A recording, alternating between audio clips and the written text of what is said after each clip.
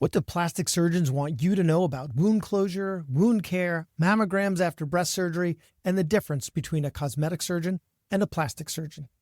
Stay tuned to find out with the doctors Catherine Hannan and Justin West, both of whom completed their plastic surgery training at Georgetown, where I was at their integrated residency program. After residency, they each established aesthetic practices on opposite coasts, Dr. West in his native Orange County, California, and Dr. Hannan in the heart of Washington, D.C., where she co-founded a boutique plastic surgery practice with fellow residency colleague who I also know, Dr. Lauren Patrick. Despite the geographic distance, Dr. Hannan and Dr. West continue to collaborate on aesthetic breast surgery cases, leveraging virtual platforms for consultations and shared surgical planning. But before we get to Doctors Hannan and West, first a word from our sponsors.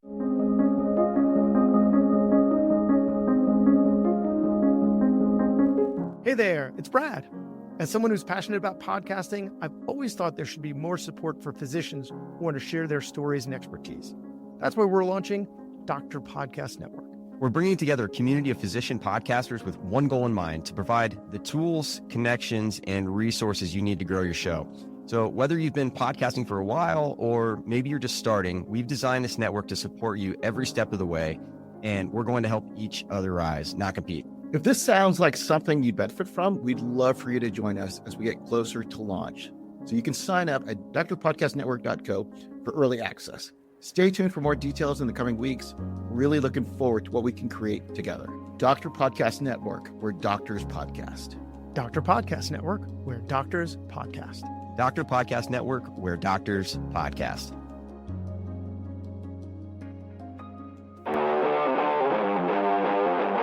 You're listening to Succeed in Medicine, the show for practicing physicians who want to master the parts of their career and life that med school never prepared us for. From interpersonal skills to career navigation to the essential information every physician needs. I'm Dr. Bradley Block, and in every episode, we bring you brass tacks advice and immediately applicable insights from world-class experts, so you can feel prepared wherever your MD takes you and build a life in medicine that's sustainable, rewarding, and actually worth all those years of sacrifice. Doctors Catherine Hannan and Justin West, great to see you guys. I haven't seen you in a very long time.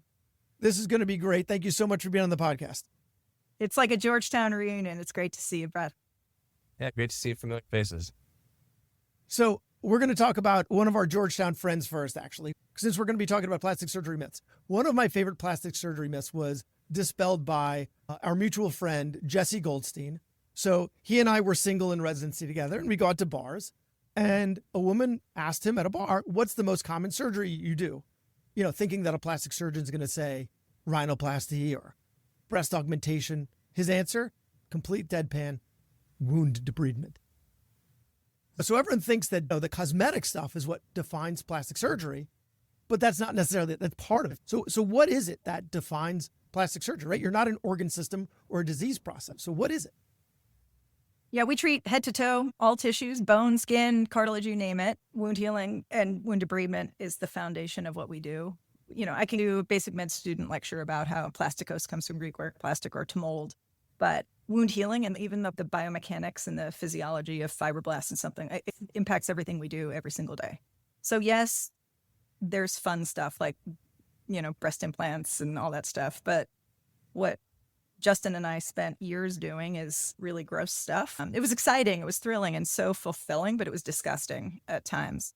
Without that foundation, I don't think we'd be as good plastic surgeons as we are today. Yes, I debride wounds, but it's sometimes after my own surgeries. If a person's not healing well after abdominoplasty, that happens to all of us, but I have the tools to help that patient, whereas a lot of our peers who are doing some of these procedures won't be able to do it. So what we're getting at is wound closure. Like that's what you guys do. You close wounds. Justin, you mentioned beforehand, if it looks like a jigsaw puzzle, that's when it's time to call us. Like, and that's what plastics is, right? It's closing wounds, correct? Yeah, I mean, and dealing with the consequences of trauma, which is how plastic surgery had some of its origin story was, hey, can we fix these wounds that people acquired during war? You know, back in the day when people would duel and cut off each other's noses and they'd be social pariahs, like, can we reconstruct a nose? And, you know, I think it evolved from there, but wounds are at the core of, I think, everything, at the foundation of plastic surgery. And, you know, like Dr. Hannan's saying, or Catherine, whatever we're calling ourselves on this, Whatever you want, right? Yeah. First, I think we're all on a first name basis. I think we go with that. So I think that the principles that we learn taking care of really complex stuff, so we get to apply to our simple stuff. But, I think that you were talking about like these, like almost like you alluded to an algorithm, like when do you need us? I think from a trauma point of view, if somebody cuts themselves and they have like a minor injury, it's not rocket science to put together a simple laceration. And that comes up in our field a lot when we get called by the ER, and it's often parent driven. Like I don't have a lot of patients who request on their own behalf to have us come in, but it's usually, you've got a mother with a young child and they feel guilty that this injury's happened because half the time it's because they weren't watching the child. And they think, oh my gosh, I have to overcompensate and do anything I can to get myself out of this mess and erase my own guilt. And like, well, okay, what's the best care I can give my kid? And they think that, okay, if I call the plastic surgeon, the expert and, in sewing things, that they're going to get this, better outcome. I think that if you've got a really simple wound and you have 20 different people close it and one of those people happens to be a plastic surgeon, I don't know that you could go back in 6 months and say, oh, that's the one the plastic surgeon closed. I'd love to say that we could identify that, but the truth is that's probably not the case. It probably speaks more to the mechanism of injury, their genetics to some degree. Do they tend to get hypertrophic scars or keloids? Also the location on the body. I mean, certain parts of your body just unequivocally scar more poorly than others. But we do get that parent-driven phone call. And then we have these awkward conversations with our colleagues. Hey, I get it. The parent's there. I'm not there. I know they're asking you to call for me, but here's exactly when you do and don't need me. So, I talked about this jigsaw puzzle. If you walk into the ER and you have no idea what happened to the person's face because a dog got a hold of it, that's scary. And to sit there and put that back together, when you have to Tetris things, I think that's when you need us, to determine, number one is what tissue is viable and what's not, right? I think we make really good decisions about the cause. We're very well trained to say what tissue is alive and what tissue is not.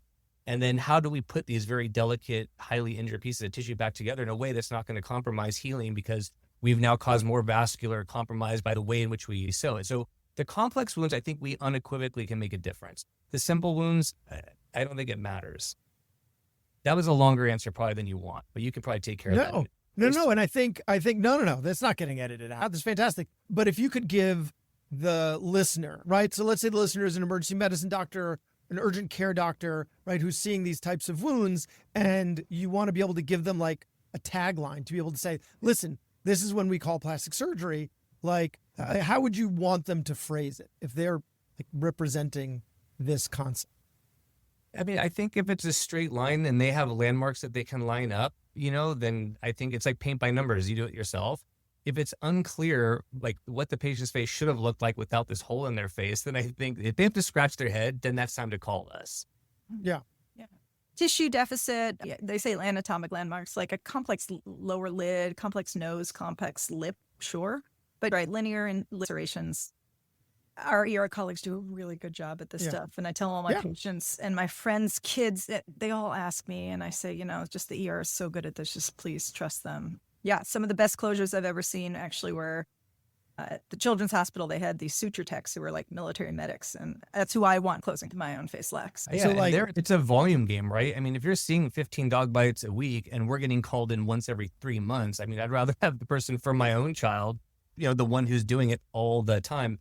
And then I think, when we're talking about like kind of there's this theme of dispelling myths. I mean, people love to use certain anatomical landmark. The classic one is, if it goes to the vermilion border, like you got to call plastic surgery. I'm thinking that's a beautiful landmark. If I just line up, you white put those roll to together. white roll, Exactly. Like the wound tells you what to do. So don't use that as an excuse to call us. Look at that and say, oh my gosh, I'm so glad I have this landmark to put together, as opposed to this cheek where I say, I don't know where the midpoint of that laceration is. I'm just going to kind of guess and hope I don't create a dog ear. So sometimes the inverse of what they're taught is probably more true, if that's something I can say out loud.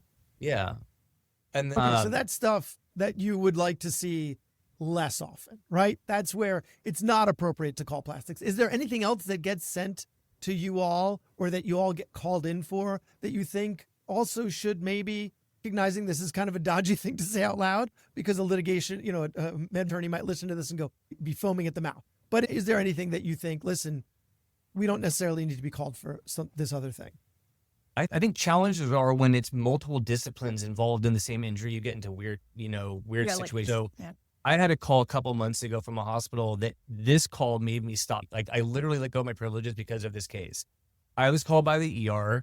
The whole thing was a show. Like this patient had surgery. was sent home. It was a Mohs procedure, and they did kind of slow Mohs, and then with a planned closure the next day. Meanwhile, this patient was anticoagulated for AFib, should have had closure the same day, like an age where I wouldn't have sent the patient home on anticoagulation with the wound not to be observed. So a lot of errors were made at the institution where it happened.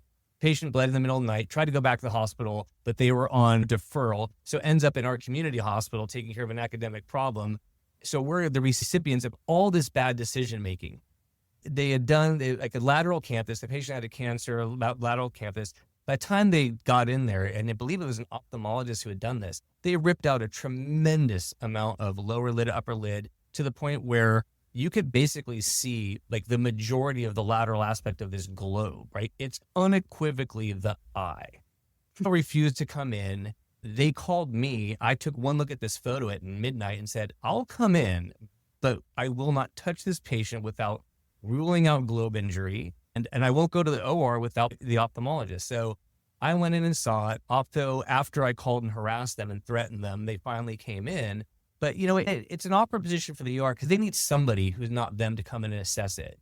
I think it's really understanding, okay, like don't keep calling different doctors till you get the first person to come in.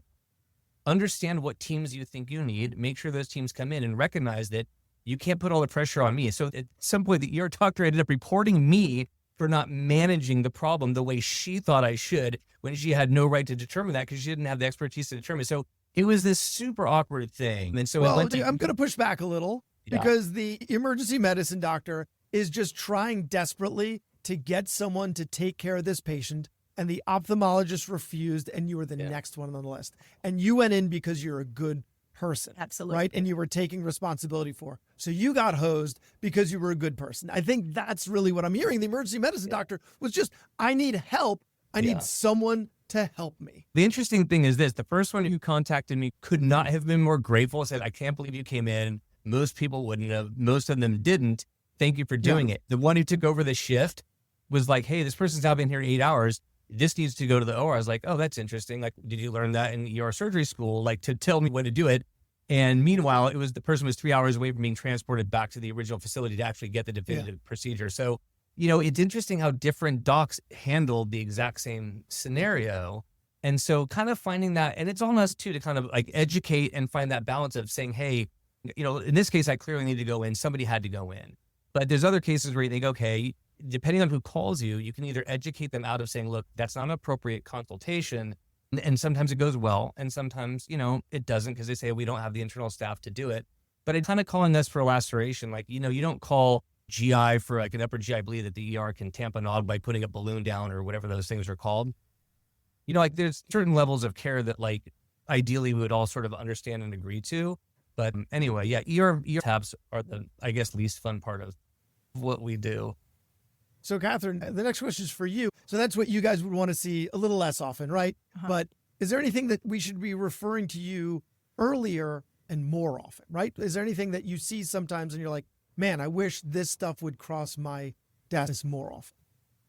Yeah, I think it's usually someone else's neglected patient.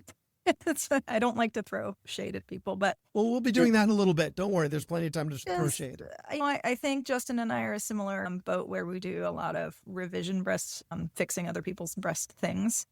I'd like other surgeons to reach out sooner when they're confused about, you know, what best to do about capsular contracture or asymmetry or something like that. I think we have the tools to fix it. And sometimes they just keep throwing small fixes at the problem and it makes it worse and worse and distorts anatomy. I saw another patient today just changing eyes downsize, like keep pinching skin away. And now the patients look horrendous. And maybe after the first revision, I think you say no and just send it our way. And then the patients are sad and they're frustrated and I'm frustrated for them because tissue's been lost, things have been distorted. I mean, it's so hard to reconstruct what was given to you in the first place after we've intervened so many times. So what about, let's take a broader scope, right? And so just wound healing in general. This is what you all are the most expert at, getting wounds to close and heal. And so for the general physician audience, now we're not talking about ER specific or surgery specific or anyone who's just going to be dealing with a wound. Are there some principles of wound healing or interventions for wound healing that you just wish every doctor knew? That's a great question. I got so many. Justin, you want to start? Because I will just talk. Yeah, why don't I take the very simple stuff and then you can say the smart Okay. stuff. I mean, I think that first and foremost, like, it is being gentle with tissue, right? I mean, when you walk into an OR with a colleague who is a different type of surgeon, let's say, you're a general surgeon doing a mastectomy or an orthopod or whatever it is, right? Anybody outside your field, because that's what we're talking about, plastic surgery versus, right? Oftentimes, a common denominator is heavy duty retraction causing potentially, vascular injury to tissue, like where the flaps might be thin and you're already worried about blood flow. And then you're seeing a tremendous amount of torque, or pressure being applied over an extended amount of time. And that's going to lead potentially to, necrosis. I think that's an issue.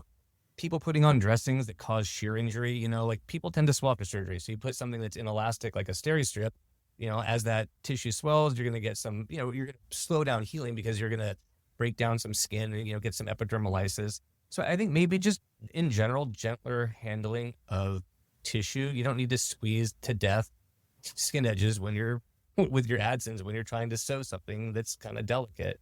So, and I think the issue is this. If you're a general surgeon, your goal is to get, let's say, the gallbladder out, and the skin is the thing in the way. So it makes sense, right? I mean, it's just a barrier to get to the thing that you're there to do. Whereas with us, like, it is the way in and the way out are just as important as what we do on the inside. And so, but that's drilled into us. Like, be kind to the tissue on the way in. Like, don't use a Bovie and burn through skin, then do your pocket dissection and then destroy it on the way out. Like, you treat each layer like it's precious, as opposed to, hey, it's a sideshow and gosh, I should staple this or, do something really quickly to, Posey's edge in this very mismatched way after abusing it with forceps. So I think just a gentler approach to soft tissue, maybe. If you think you should ever use a drain, use a drain. And that applies to all specialties. And I know you ENT head and neck people love your drains and don't touch my drain and leave my drain in for a long time. I've helped with so many vascular procedures where I'm like, that's a hematoma and you could just have put a drain in when I told you to put a drain in. And I know people are scared of infection, but the hematoma leads to an infection too. So drains are great. What else? Cheap dressings work awesome. Some of the hardest wounds to heal that I've been frustrated with have healed beautifully with dilute acetic acid bleach that I make at home. And I was just thinking 4 cups of water and 3 tablespoons of acetic acid. So for all my, other colleagues and physicians, that it's a great thing to have at home for your own kids and stuff. Dilute bleach is awesome. Wait, so you're putting dilute bleach on your kids' wounds? I put my kids in a bleach bathtub when they're nasty. What? Yeah, awesome. It's so good. Okay, wait a second. We need to explore this. Right? Dakin solution? Just like a bathtub of water. Just use the key terms. Explain the Dakin solution, but it's dilute bleach. What reason would you have If they have like impetigo in a bleach bath? You put your kids in a bleach bathtub when they have impetigo. Awesome. But right now it's 95 and humid in DC for about the last month. You might want to just put them in the bleach tub. Like that might be true. Some other principles. Oh yeah. So cheap is better. And that leads to, I'm on a little bit of a rant right now about how there's been a lot of misuse of skin substitutes, like biologic dressings in our fields. In nursing home, the Department of Justice just did this major shakedown. And of course there were, drug dealers and use of narcotics. But one of the biggest things they found is that there are a lot of skin substitutes. They can be from placenta, which is, donated and discarded. It can be from amnion, but it could be from fish or cow or pig or whatever. And they're biologic dressings that, through some loophole with the FDA and Medicare, for the first year, the manufacturers could name their price, and Medicare would pay. So it was the floodgates. And people were taking these products into nursing homes and putting them on hospice patients for real, without families knowing or anything like that, getting thousands and thousands of dollars. And many of these people were not even like wound care nurses or anything like that. The CMS is finally cracking down and is going to be ending that. But there are over 100 different artificial skin substitutes, and none of them have evidence-based medicine behind them. So there's not a single study proving efficacy. There are some that maybe prove safety, but there's no superiority, no head-to-heads, no randomized double-blind control trials. So put wet to dress and save our own money and heartache. Yeah, but I could talk all night about that.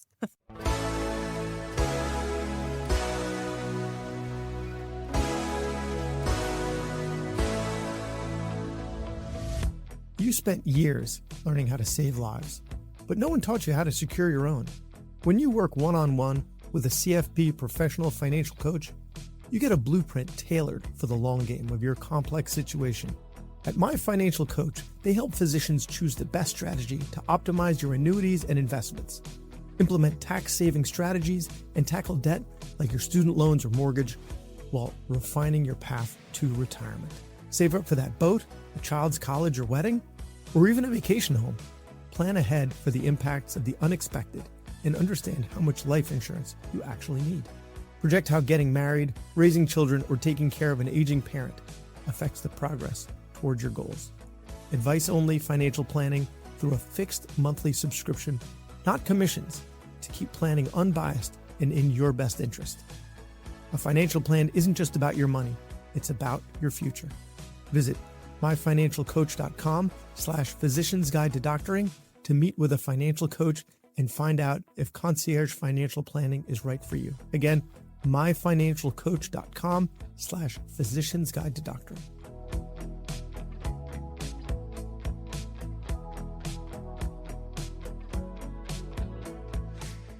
Can I give a second vote to early management of hematomas? Like the number of people I hear about a hematoma who are like, oh, I'll deal with that like the end of the week. Please never do that.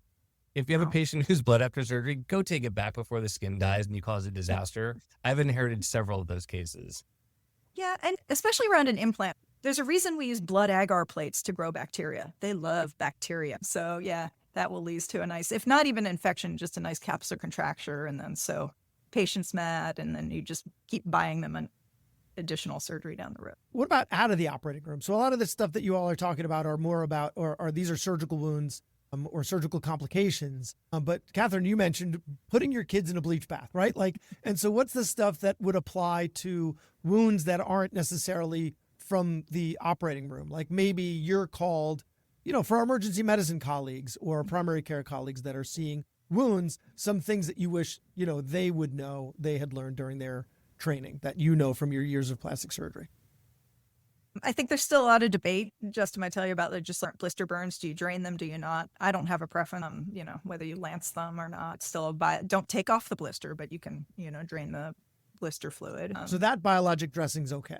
Yeah, because it's your cheap own and it's skin. free and it's Yeah. theirs. Like, let's leave that alone. So, with like superficial burns, it used to be Silvadene. We don't necessarily use Silvadene as much anymore in the burn space. We use, Aquaphor and stuff like that. I don't know. Justin, what else are we using what tinctures are we using these days? My practice has changed a bit. I mean, I only basically operate on my own wounds. So to say we, like, I'm not going to use the word we. I don't do it. I mean, all I will say is like piggybacking on your comment. So after surgery, like when I manage stuff in the office, I think the key is keep things clean, right? I think early debridement, getting rid of devitalized tissue so that you don't give bacteria a fighting chance to colonize and then go from colonization to infection, I think is important. When people have wounds that don't look... How are you keeping them clean? Oh, irrigation. I mean, strong irrigation, and then debriding devitalized tissue. And then I think the other part is just seeing them often. The same way, like when we had a 55-person wound care service at Georgetown, we would take a lot of those patients to the OR 2 to 3 times a week for serial debridement because that's what allowed you to turn the corner and take a wound that was, either had dry gangrene, wet green, whatever, and then get it clean and then allow it to heal. I have colleagues who will have a patient who's got, let's say, nipple necrosis after a lift or a nipple spray mastectomy or reduction, and they're still seeing them every 2 or 3 weeks. What I tend to do when a wound doesn't look good, see them frequently, keep it, so that you can tell them how to clean it at home. But we're cleaning the office, we're assessing it, trimming, tissue that it's not going to make it because the wounds tend to heal faster if you give them more attention and take away devitalized tissue. So I have a lot of relationships with wound care centers and I see my patients frequently. I think it's both because I know what Justin said gets the wound healed, but just to show that you haven't abandoned the patient because that's, patient satisfaction, but also preventing, claims. No, litigation. If they feel abandoned, 100% of the time. Yeah. But even then, when I'm still making they still sometimes question your judgment. And I just have great referrals to wound care centers. They're happy to see you next week. And half the time they see that my management was great. And, they might offer a different dressing or a bandage, but it's just hand holding and it gets them there. I also think I have a low threshold now for what Justin was saying, when mastectomy flaps get traumatized. I have referrals to hyperbaric chambers that I can get patients in pretty quickly too. And again, the lawsuits not only come from cosmetic outcomes, but like dead nipples will get you a lawsuit pretty frequently.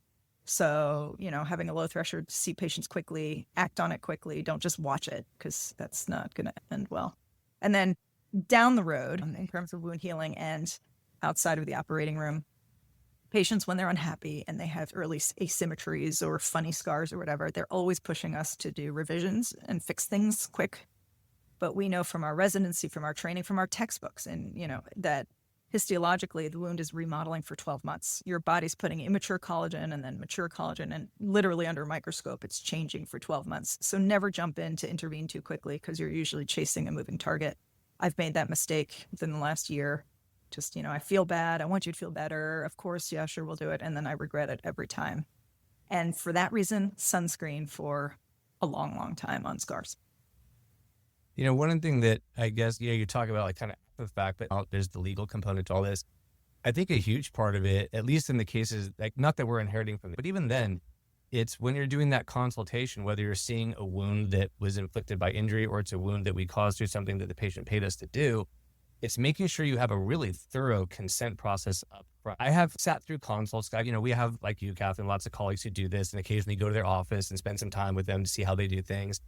And sometimes you'll listen to their consent process and it's pretty bare bones. I tend to be a really blunt surgeon. I tell them, I will not sell you sunshine and rainbows. I'm going to tell you the worst case scenario. Go through the most common complications, what that's going to entail, how it's going to impact their outcome, how we're going to manage it. So we'll talk about hyperbaric like before to even schedule them for a nipple spray mastectomy, whatever it is, so that they can hear that. And then I'll tell them I'm going to do everything I can to optimize your care so that we don't have those things happen. But ultimately, if you do enough surgery, these things happen because everybody's blood flow is different. Everybody's anatomy is different. There's certain things that are just beyond our control. And so I think making sure you have a really thorough consent process up front, because if they hear all that, and they choose to do surgery with you, the odds are they're going to handle that complication. If they hear that and say, that sounds like too much, you've just done both of you a favor, because you've weeded out essentially a patient who's not going to accept and be able to manage the emotional challenge of that complication. Yeah, that's what I mean when I'm explaining the same stakes as in what I do as what you all do, but I'll say, I'm not here to sell it to you. I'm here to explain it to you. And if this is making you too nervous to go through with it, if this seems like an unreasonable possibility, it is. I'm explaining because it is a possibility. Now, you don't think about this when you get in your car, right? If you had to sign a consent every time you got in your car about what could go wrong, you'd never get in your car, right? So some of these are unlikely, but still possible. And it's my obligation to explain it to you. So you guys were speaking about breast and mentioned before the show that there were some plastic surgery myths that you wanted to dispel that were specific to breast surgery, like fat grafting and breast augmentation, especially with their respect to mammograms. And so what would you like the listeners to know about that? You want to start, Justin, or you want me to? Sure. I had it probably twice today. So here's my take on fat grafting. I think where I tend to use it the most is in a patient who's had a mastectomy. If they have a subtle contour irregularity, I think fat is a great option. One, because it's a really good way to add targeted volume where you can't just add targeted volume with an implant. And they've had a mastectomy, which means the odds of getting a breast cancer are very small, and they're not getting mammograms. And one of the things that mammograms are looking for is fat necrosis. So we know when we put in fat, the best authors, people who are very famous for publishing about fat will quote up to a 50% fat necrosis rate. So, when fat dies, among other things, you form calcifications. Now, a radiologist can tell the difference between a calcification from fat necrosis versus the calcification that's indicative of a cancer. But I always tell my patients, if you're going to get a mammogram looking for cancer, you want a black night sky and one star to find. You don't want to see a night sky full of stars and hope that your radiologist will find, the one abnormal, cancer, calcification. You want a clear sky, and fat unequivocally causes more callbacks for more imaging and more need for biopsies. And people, there's already a high enough risk for breast cancer. The weeks leading up to a mammogram are always stressful if you live with anybody who gets breast imaging. So why would you want to? I don't believe in doing anything that increases risk of somebody potentially missing a breast cancer. So for that reason, I don't tend to do fat grafting for people who haven't had a mastectomy, and then maybe they've aged out of imaging. They're 80 years old. The risk factor at that point for cancer is going to be lower. They're not getting imaging, so you're not going to cause more chaos. Fat's not going to cause cancer, but I think it can unequivocally make it harder to find. And then I think some people, it goes back to the thing I said earlier about sunshine and rainbows. I think that some people don't do thorough consents. They say, oh, sure, it's equivalent. You don't want to use your implants, no big deal. Fat is unpredictable volume. Implants are predictable volume. So I think what people don't often realize is you're most likely going to need serial fat transfer. The odds of people slamming in enough fat to make a meaningful difference in one shot while avoiding fat necrosis because you distributed it so well is probably pretty minimal. So I always warn my patients, here, we'll talk about it, but it's serial procedures. Here's the consequences, imaging, and here's the other 4 reasons I don't like to do it. I'll get people who come in for a consult for back wrap breast aug, and I've never booked. They either walk away with nothing or they say, oh, I understand. It's trendy, it's interesting, but I'd rather do implants. If you like this podcast episode, you're going to love the other shows over at the Doctor Podcast Network. For instance, The Purposeful MD. Dr. Laura Sutton, who was previously a guest on this show, helps you rediscover your passion with The Purposeful MD. She guides you through overcoming burnout and finding fulfillment in your medical career. It's time to practice medicine on your terms. Subscribe and embark on a journey to a more purposeful practice with The Purposeful MD. I think I'm a little bit more aggressive. I will do some fat transfer during a very small, like mastopexy. Patient has almost no volume. They don't want an implant. I just do it for the upper pole. But even then, I warn them. And I've had patients come back and I said, yeah, I told you that calcification we were talking about, it's on your mammogram next year. That's there. I think a lot of our peers offer what's called hybrid breast augmentation, which is an implant foot plus fat grafting along the upper pole. And I think you get an implant plus more radiology. So what about the radiology for implants? How does that affect? So it pushes in general, especially if they're under the muscle. And that's changing, I think, in a lot of people's where they put their implants above or below the muscle. But behind the muscle, it pushes the breast tissue forward. You do need additional views. Eklund, I think they're called Eklund views or something like that. I don't want to, there's probably some radiologists that are going to listen and just say, yeah. I have not had a scenario, and I've been doing this for a while, not that old, but for a while, that where implants have obscured detection. I don't know if Justin, have you seen it? I mean, I don't think I've had a case yet where somebody came in and say, well, I found this large cancer and presumably I might have found it earlier, but there was this sea of calcifications. But I unequivocally see on a fairly regular basis people who've had grafting elsewhere where they've talked about, and they're coming to me for revision and they have shared that they've had every time they go for their mammography, callbacks, additional views, recommend biopsy, likely, fat necrosis, but can't rule out cancer. For fat grafting or for implants? Just for fat. Yeah. Oh, I'm sorry. Yeah, for fat grafting. For what Catherine just talked, either fat grafting or she was talking about implants. The presence of an implant has ever obscured the ability to detect what. No, I remember reading papers years ago. They talked about. I think that the numbers I kind of remember were like you block maybe 6% of the breast if you have an implant below the muscle, maybe like up to 12% if it's above the Eklund views. Try to compensate for that, but I mean the truth is everybody's morphology is different. So I'm not sure you can even really do a good study on that because. The shape of somebody's chest is going to have an impact on that. The amount of breast volume they have. Do they have a really dense breast that's hard to put, to distract, or is it really loose? So I think it's probably more complicated than some of the papers that have made it sound like there's a really simple math formula for it. But no, I've not encountered a patient where their implant was attributed to a delay in diagnosis of their cancer. But we can talk about implants in ALCL if we want to. And if we want to talk about implants causing cancer. ALCL. Sorry, I don't even know what that stands for. Okay. So in breast implants, I don't know how many things in the ENT world have black box warnings on them, but breast implants do. And there's 2 that we have to discuss with every patient and have them sign a consent form that we have discussed these 2 items with them. So the first I'll touch on, you can talk ALCL, Justin. I'll talk breast implant illness or endemic symptoms associated with breast implants. It is a huge host of symptoms like including but not limited to brain fog, fatigue, joint pain, rashes. What else am I missing?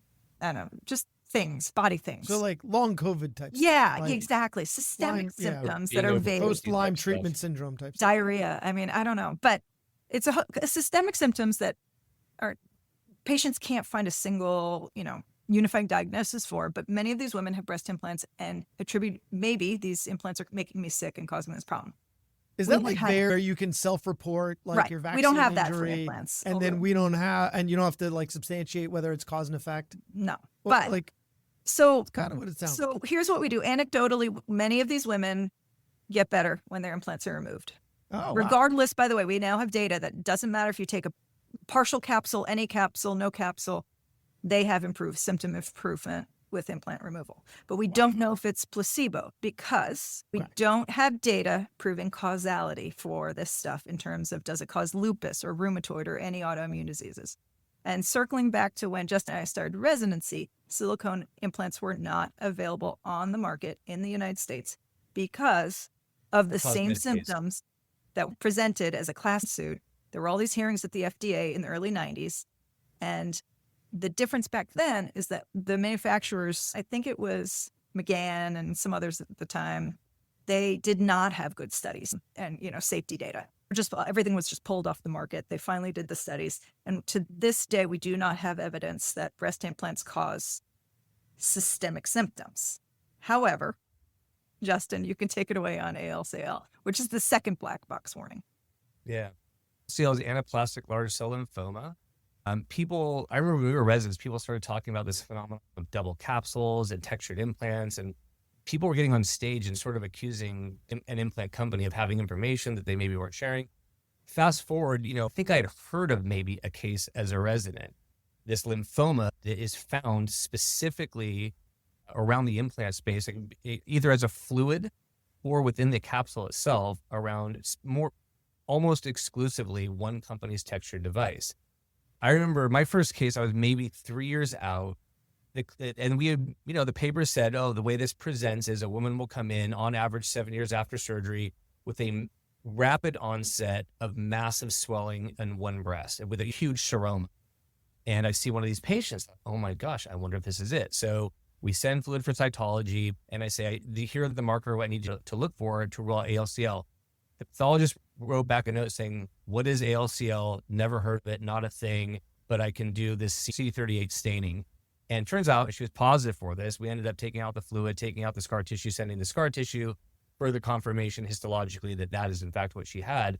I think now we're up to about maybe 1,400 cases worldwide. So fortunately, in the millions of people who've had implants, the stats last year is like 300,000 roughly cases per year. So a lot of implants alone in the United States.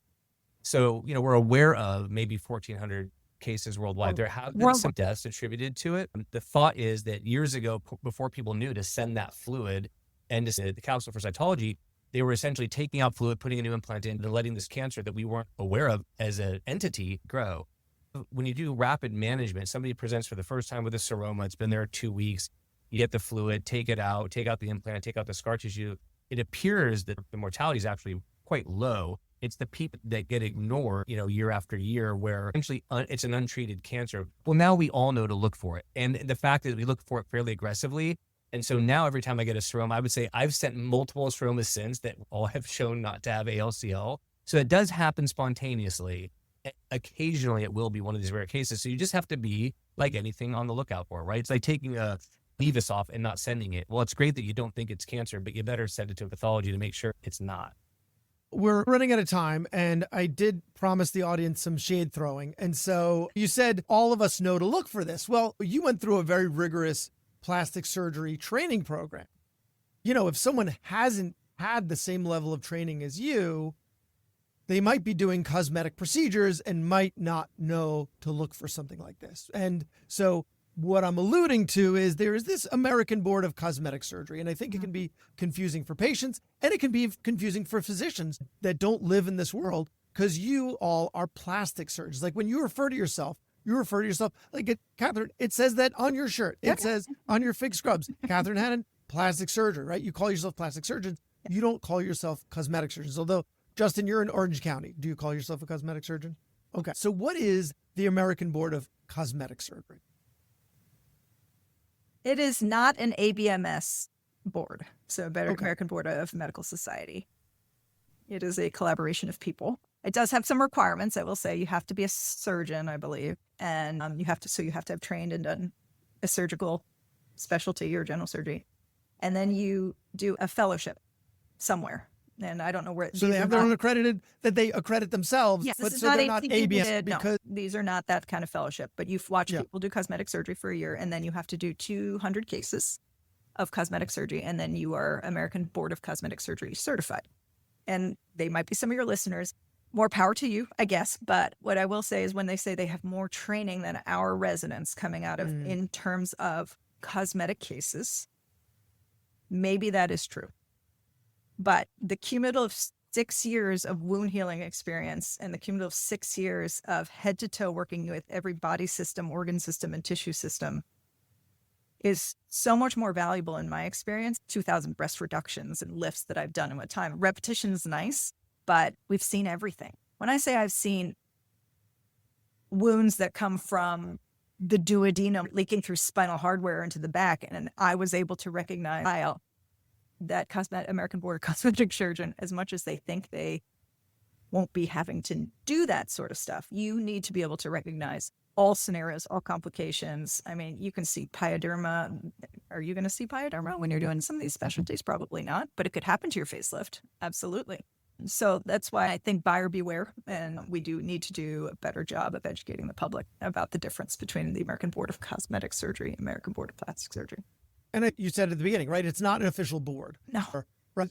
And just to clarify, since I'm an otolaryngologist, we do fellowships in facial plastic surgery. The difference is you do a full residency in otolaryngology, and then you do a year, sometimes two, in facial plastic surgery. Some of it's cosmetic only, some of it's cosmetic and reconstructive, but you start off as an otolaryngologist and then do a fellowship. And this is, an official board. And they're both ABMS boards for facial plastics and ENT. Yeah, so that's the difference between a plastic surgeon and a facial plastic surgeon, but now cosmetic surgeon, kind of like I think Rand Paul made up his own board in order to be board certified as an ophthalmologist. I didn't know that. So you can just create a board somehow that has requirements, to your point, doesn't have some overarching governing body like the American Board of Plastic Surgery, the American Board of Otolaryngology, Head and Neck Surgery, right? Internal medicine, ACOG, all of Justin, would you like to add anything to that? When I think about what we went through to become a surgeon, you don't sort of buy the title, or you don't get it easily. I probably did 3,500 cases by the time I finished residency. You can't compare 3,500 cases to 200 or whatever the number is. And then some residencies that are plastic surgery have maybe a weaker aesthetic program, and some are going to be stronger. You might finish an aesthetic program with 500 cases. Or if you're like Cap, I decided I had not done enough of X aesthetic procedures. So then I went on into an extra year. And in that year, I probably did another 600 aesthetic cases. So now I'm at 4,000 plus. So, the way I think about it is I could essentially train. Surgery is a mentorship, right? It doesn't matter. You could become and do what I do or what any of us do by following somebody who's outstanding on a close basis for a certain amount of time, right? Because that's what differentiates a med student who comes out and becomes, right. I think so. And so some of that, the point is the time. So we would all agree in one day you can't become a surgeon because you held hook and you're in the OR. And we could probably all agree it doesn't take 50 years. I think the three of us would probably also agree it's probably not a year either. I think the experience that we have taking care of the sickest people and the most complex people prepares you to do the things that we do. Let's say they're elective. And the fact of the matter is, I think what people don't think about is, a lot of people think they're for 3-piece suit, Ferrari driving, no brainer kind of people. But the fact is, the highest bar for anything we do in surgery is the surgery you don't need. If I have appendicitis, I have to have the damn thing out. And if I get a complication, it is what it is. And the general surgeon went to help me. It takes a massive amount of responsibility to put somebody through a surgery they don't actually need. I have to hold myself to an exceptionally high standard, because if I cause somebody an injury for a surgery they didn't need, that's a pretty big deal. And so I think that we're all trained to take our jobs seriously as surgeons. You become that surgeon over time as it's beaten into you, taking care of that massive responsibility of that surgical responsibility.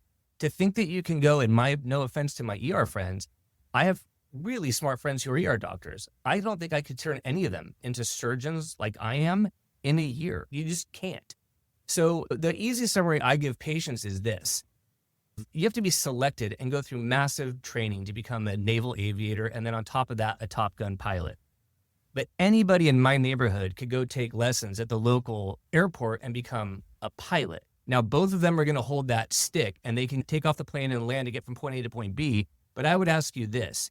If you and your kids are going to get in a plane, would you rather the Top Gun pilot fly you up, to Canada, or would you rather be your neighbor who finished a class and they got their certificate? Which one, if you're okay with your neighbor, go for it. And when it doesn't go well, don't call me to manage your complications, although I always end up doing it. But that's the deal. I mean, you're talking about an expert who's been finely tuned versus somebody who learned a craft. It's a hobby after a year. It's not your profession. I think That was extremely enlightening. Iceman, thank you for that analogy. You can be my wingman anytime. So, any final word before we close? No, I think Justin touched on it. It's humbling to operate on people. You know this. I mean, Brad, you're a surgeon as well. It's such a gift to have the trust that patients give us, especially when it's elective. So why should they trust us? They have no reason to trust me. I mean, this lady from Queens, why would you trust me? And I think that he's absolutely right. We have to constantly hold ourselves to a higher standard in order to earn that trust and gain that trust from our patients. And a weekend course or a year-long course of watching someone else do butt lifts, I don't think I could face my patients every day and be like, I'm bringing you my best. Yeah, you got to be able to go home every night and go to bed, right? And even sometimes we don't go to bed. We don't sleep. We're worried about those complications. 100%. But you need to be able to find some sleep somehow, knowing that you did the right thing for those patients and did the best that you could and did the best that, almost anyone could. Absolutely. All right. Well, thank you both for your time. It was great seeing you both. Dr. Catherine Hannan and Justin West, thank you both for your time. And if you're interested, we'd love to do this again and have you back for more plastic surgery myths. All right. Thanks for having us. Everybody. Thanks for listening. I have a favor to ask. You listened to the episode until the end, which means either you fell asleep or you really liked the episode. So please write us a 5-star review, take a screenshot, and email it to me so I can send you a quick guide on how to earn patient trust in 20 seconds or less. Email me at brad@physiciansguidetodoctoring.com and feel free to suggest a topic or guest. I take your requests seriously. The views expressed on this episode are those of the interviewer and the interviewee and do not represent the views of their employer or even their significant other.